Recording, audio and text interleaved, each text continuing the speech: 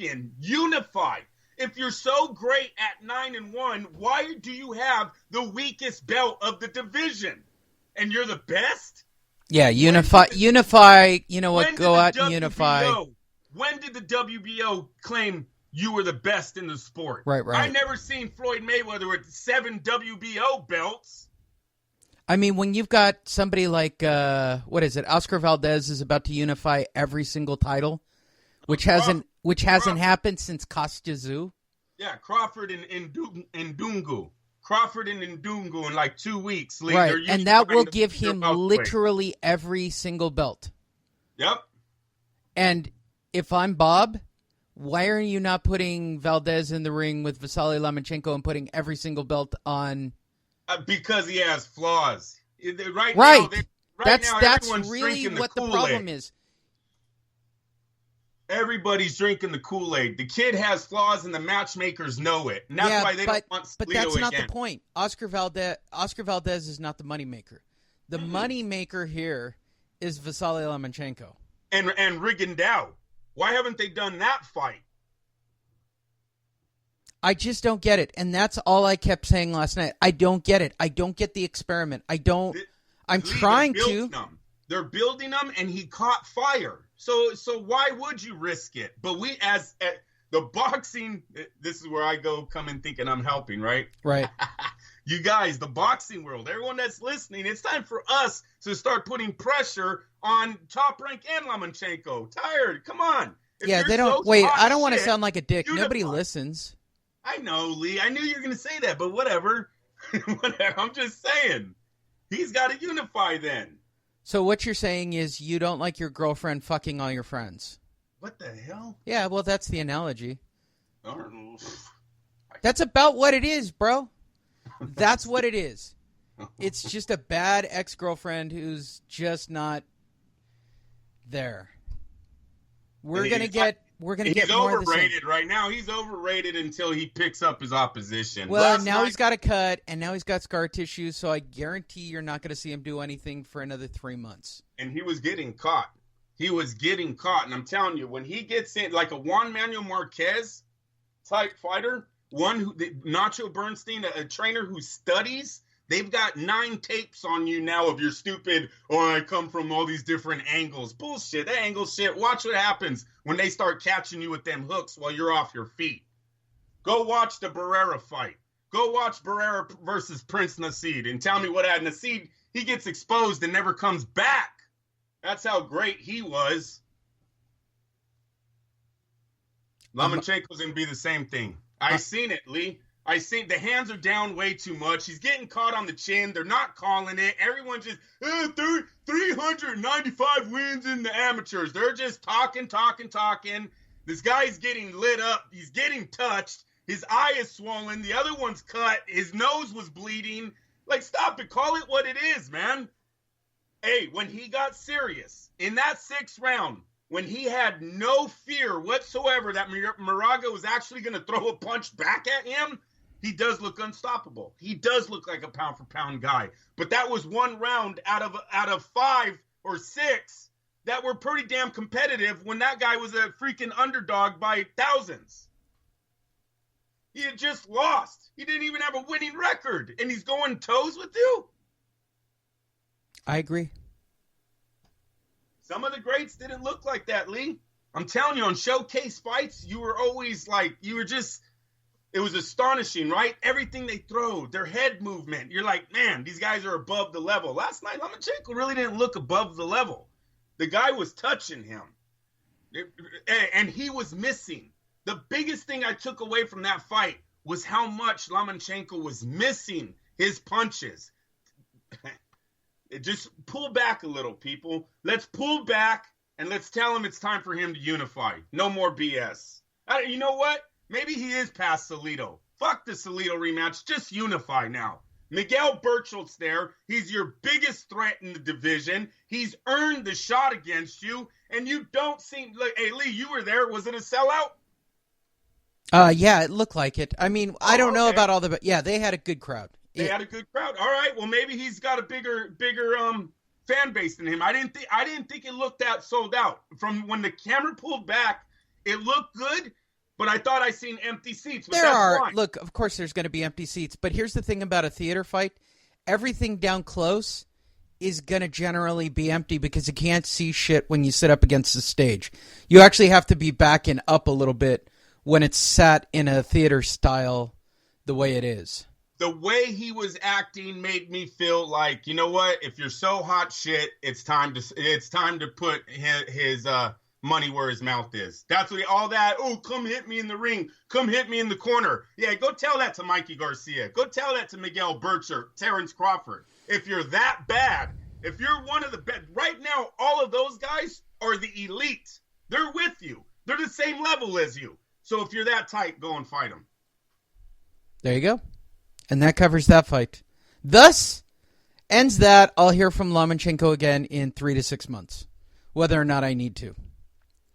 Do you want to talk about Friday night Herrera defeating Soto Karass on ESPN? Great fight, Lee. Should. That's what, hey, listen, boxing keeps coming with productions like these two on this night.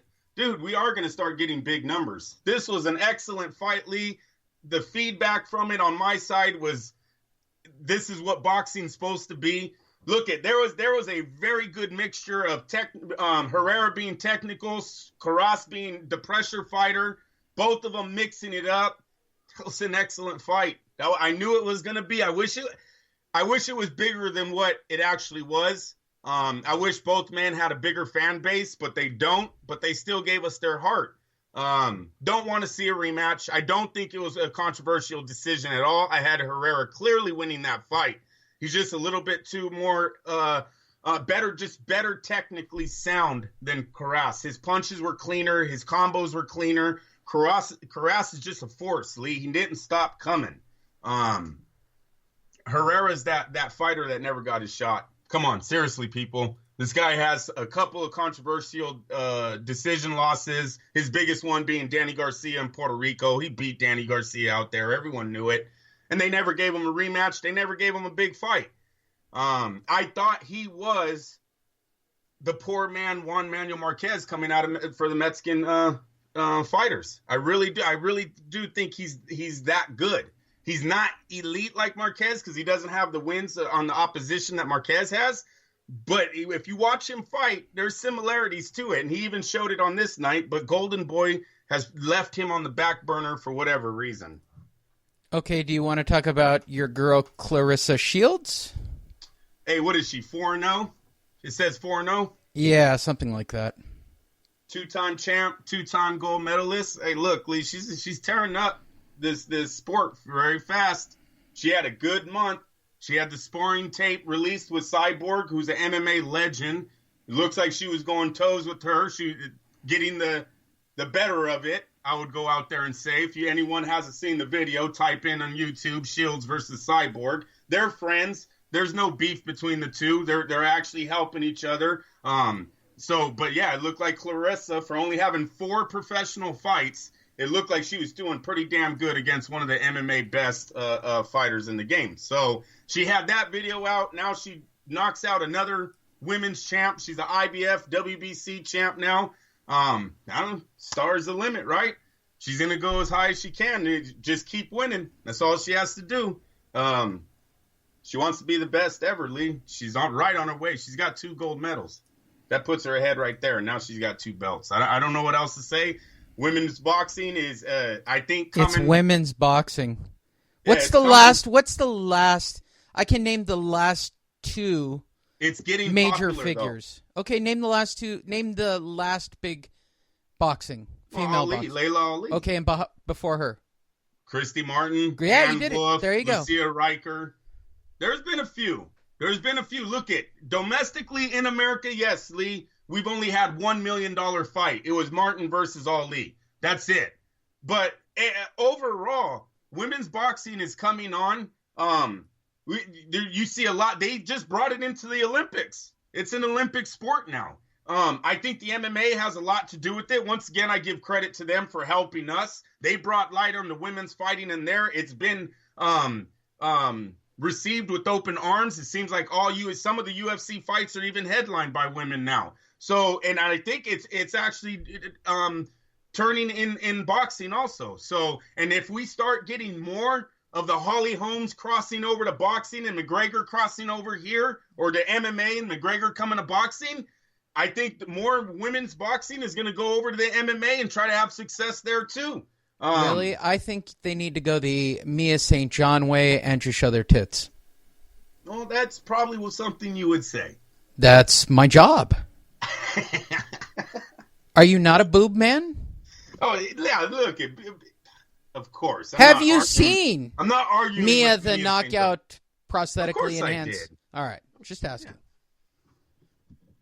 And I've seen her lately, and that's why I stopped putting the clip at the beginning of the show. I'm convinced in her current shape, she would touch me now. She would. She would. I think I got a shot with that one. Garcia Broner peaked at about 937,000 views. They averaged 881 on Showtime. It's a decent number.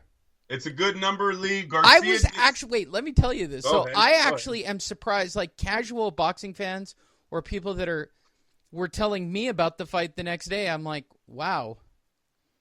And it was a great story. And that's exactly where I was going to go. You're right. It's a great story. It's about a little guy who fought to his game plan, who took the bigger, hotter, stronger guy and stuck to a game plan and worked it magnificently. Proof. Mikey Garcia is proof. This is a shout out to my Brazilian Jiu-Jitsu professor, former boxer as well. Technique will always win, Andrew. Technique always wins. And that's the story of Mikey Garcia. On paper, Broner's the bigger, stronger, hotter guy coming into the fight. Garcia just stuck to the game plan. Saul Alvarez and Mikey Garcia would be running the sport if Mikey never took 2.5 years off. I believe Garcia's skills are good enough, Lee, to possibly have him still undefeated with those 2.5 years added on, or even maybe a defeat, maybe to the hands of Terrence Crawford, but still a star in the sport. There's not too many out there that can beat him. This kid, he has it all. He has the look. He has the boxing ability. He has the defense. Lee, I'm telling you, what he was showing in the ring against Adrian Broner, one of the fastest fighters in the sport. Adrian still knows how to throw a punch. He knows how to throw a combo. He could not hit Garcia on that night. It was beautiful. The head movement, the counter punching, the combos, the body shots. Mikey would have been the best, one of the best pound for pound, if not the best pound for pound, if he never would have left the sport. For whatever reason, he did. Maybe it was the lawsuit with Top Rank, or maybe it was the fact, like our next story, DeBuff saying that he just didn't want to take on Terrence Crawford. There were certain fights Garcia did not want under Top Rank stable, and so they left. I don't know which one to believe. I don't know if Garcia, in Garcia's side, you know what they're going to say, Lee. They're offering me pennies to fight some of the best fighters in the world. That's immediately where they're going to go with this. Well, it's always going to be about money, but when you're under contract, you sign that. And that's one thing I hate about this. This, I don't want to call it the Ali Act because I'm not a lawyer. I don't know where this stuff falls into play, but I kind of got to lean on the side of promoters, Lee. I don't like it when fighters sign contracts and then go, oh, wait, you want me to fight that guy? No, I want out. He's not making enough money. Come on, like, dude, you guys need to start linking up with some smarter lawyers or some smarter financial guys. And before you sign these contracts, feel comfortable with the money that you're making is, I guess, what I'm saying. Because it really does it hurts the sport overall. Mikey Garcia was out of the sport for 2.5 years. That's a long time. That's a lot of money, too, on both sides. On his side, on HBO's side, whoever has them. They lost a lot of money in those 2.5 years. I think him and Saul would have been running the sport right now, at least as far as fan base. Yeah, I agree. Completely. DeBuff. Yeah, go to the DeBuff story. Who do you believe? Look, I don't know. You know what? Here's the thing. As you were saying it, I was thinking, would I listen to my management? Would they know me better than my promoter? And is the promoter just out to make a dollar? It's tough, Andrew. It's really tough. No, I know. That's why I wish they would pay more attention to the contract when